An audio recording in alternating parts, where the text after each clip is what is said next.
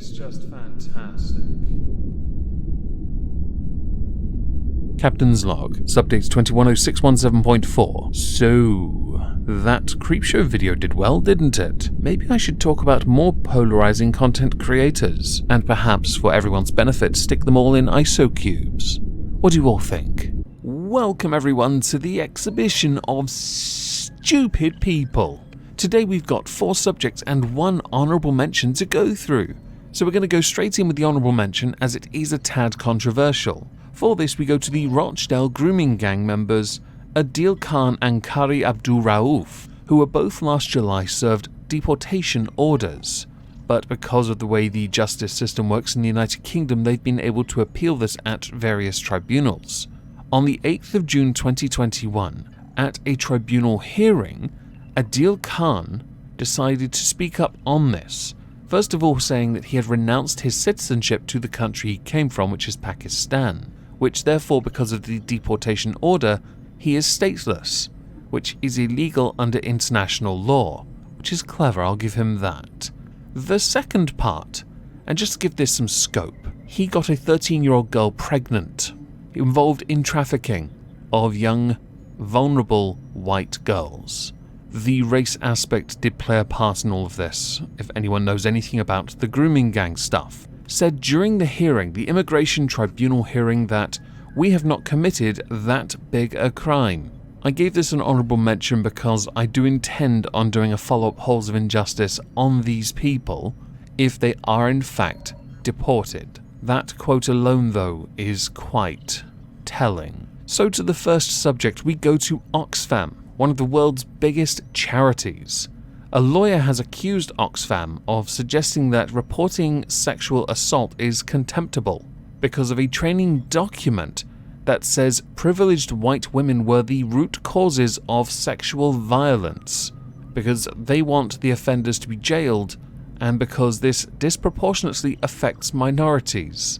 I was hoping this was one hell of an April Fool's joke, and then I saw the date on the article as the 10th of June. The charity itself has been hit with a slew of scandals, which include claims that employees use teenage prostitutes in Haiti, and the charity had compiled this PowerPoint presentation through its LGBT network after a group complained to bosses that the debate about women's rights was part of a patriarchal and white supremacist narrative. The training itself used extracts from a book written by Sussex University gender studies professor Alison Phipps.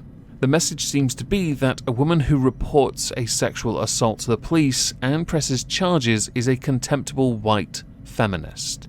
That is a quote from Naomi Cunningham, who is a discrimination and employment law barrister, continued by saying, I think any woman could make an arguable case that this has created or contributed to an intimidating, hostile, degrading, humiliating, or offensive environment, which is how the Equality Act defines harassment. Interestingly, the extracts used from Alison Phipps' works is actually called Me Not You, The Trouble with Mainstream Feminism, which I may well have to read, because the message from the 4-week air quote learning journey is mainstream feminism centers privileged white women and demands that bad men be fired or imprisoned. So next we're going to go to Samira Dehulo, who works as a receptionist for the NHS at London's Imperial College Healthcare NHS Trust. As a member of the trusted team, you would think she'd be a part of the communal aspect when it comes to working with a group. This would include something as trivial as signing a birthday card. And yes, I've intentionally mentioned that, because to Samira, celebrating another person's birthday goes against her religion, and therefore she will not sign birthday cards for this. This got her little criticism from her boss, which she then decided to take and escalate like a real good Karen to a whole new level by claiming discrimination, because she believes she was mocked for refusing to sign a colleague's birthday card on religious grounds.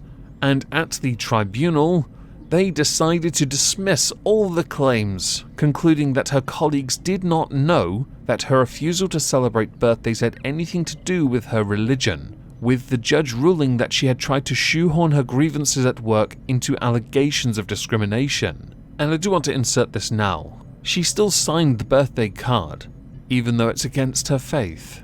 But she felt peer pressured, to put her name on a birthday card so someone else could, feel like they actually gave a damn about them on their birthday.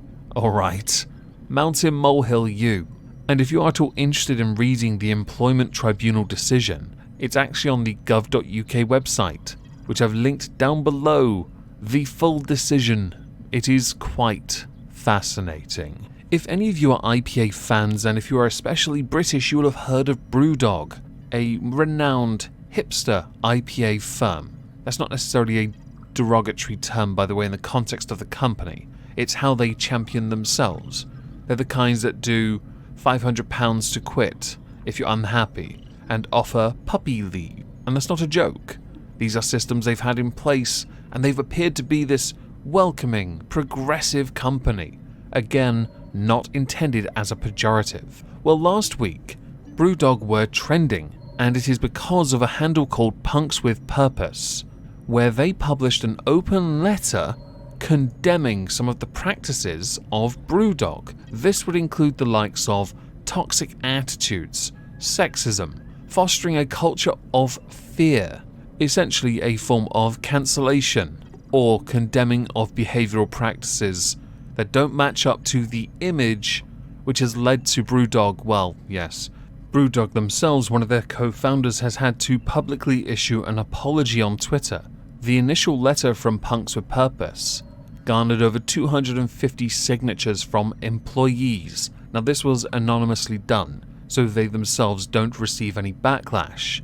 The very open admittance from that of BrewDog has actually led to much praise for their willingness to accept their practices when it came to something as simple as being eco-friendly and then chartering a private jet all over the place, or getting specific types of water and dumping it as waste, or charitable donations that were a little bit questionable. It is understandable that many would in fact want to call this out, but also worry that they could lose their jobs. So the fact that the owner, co-founder, James Watts, is willing to speak to people about this so as to learn and improve is a fantastic sign, and taking responsibility is the right move, especially if you as a company want to go forward. I will say though, for the sake of it, as I've had the letter on the screen for quite a while, the claims are damning, and James Watts admitting it indicates that it's all true. Fantastic news.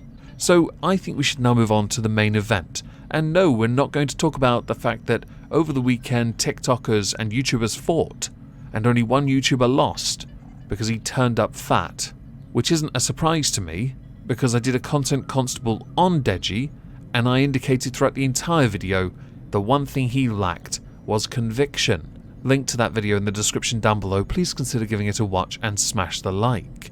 Instead, we're going to talk about the more controversial of the decisions, and that would be Gib versus Taylor Holder. I have no idea who Taylor Holder is. I don't really use TikTok much, but I know who Gib is because he lost to Jake Paul, which is unfortunate because I really wanted him to beat Jake Paul. We should all just blame Gib for this now, for Jake Paul believing he's a real boxer. Right, sure you are. I'm also going to blast the commentary team for the Holder-Gib fight because they basically put Gib as a underdog, claiming that Taylor Holder was all this, all that, even though he had no experience, no nothing. Alright, they did 2-minute rounds. Okay, your commentary was trash.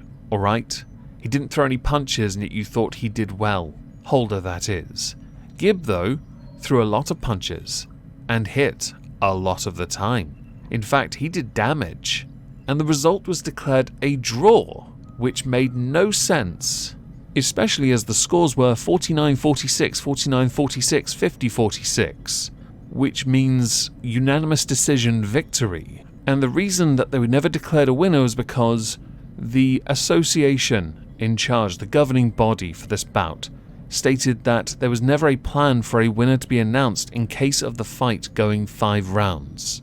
Which is an absolute travesty to boxing. Gib won the fight and deserved to have his hand raised, even if they were 2-minute rounds. Well, eventually, after a little bit of pressure, a couple days, the governing body for this, ISKA, President Tom Sconzo said, after reviewing the result for Holder vs. Gib, with scored 49-46, 49-46 and 50-46. Eson Gibb won by a unanimous decision. I have no excuse for it being called a majority draw, other than plain simple human error. I am embarrassed by this mistake, not catching it and correcting it ringside.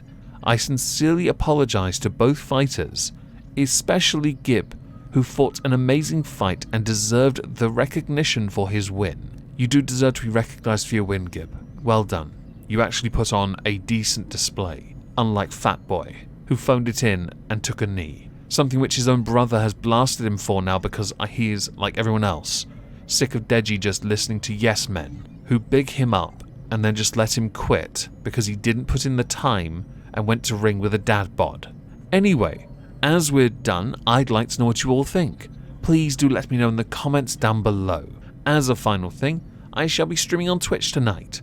If I don't see you there, have a fantastic day, and thank you all very much for listening.